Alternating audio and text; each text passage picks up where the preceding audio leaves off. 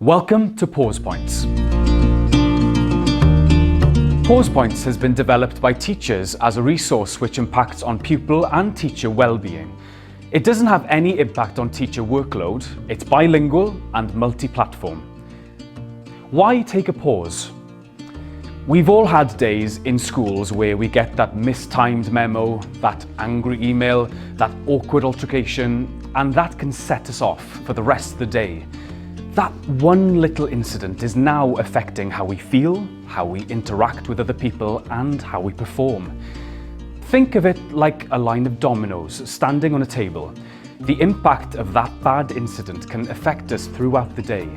The dominoes start to fall. If we have domino days, then you can bet that children have them too. And for some children, their dominoes are tumbling before they've even come to school in the morning. So, how do you stop dominoes from falling over?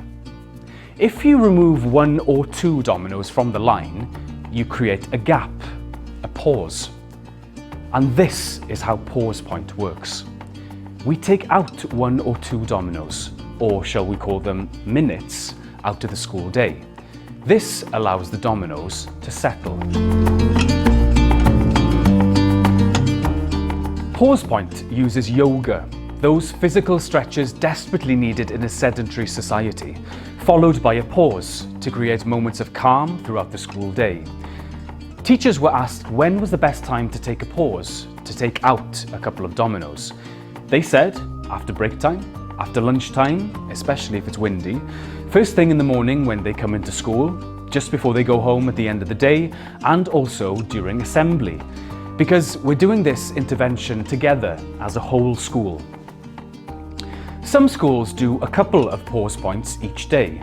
Some do more, and it can vary from day to day. It can depend on all sorts of things, what else is on in the school, the weather, testing. The resource is easy to use.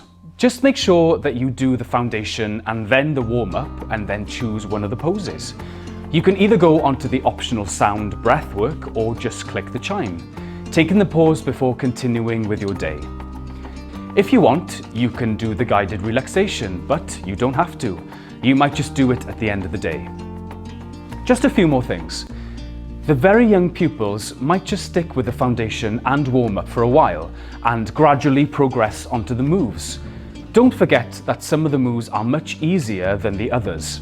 For instance, reach for the stars is a lot easier than the tree. Some schools use PausePoints as an ALN resource. For some pupils, being able to have an extra wriggle out mid-lesson can really help. LSAs sometimes do an extra pause point with a student in the school who need one. They might even create a pause zone where everything is set up ready for the pupils. Within 5 minutes, the children are back in the class having had their extra pause.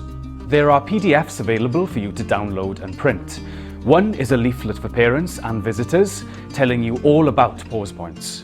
You'll also find an overview of resource. Notice that some of the moves have an asterisk by them. That shows that these moves can be done while seated. A little help to make the resource as inclusive as possible.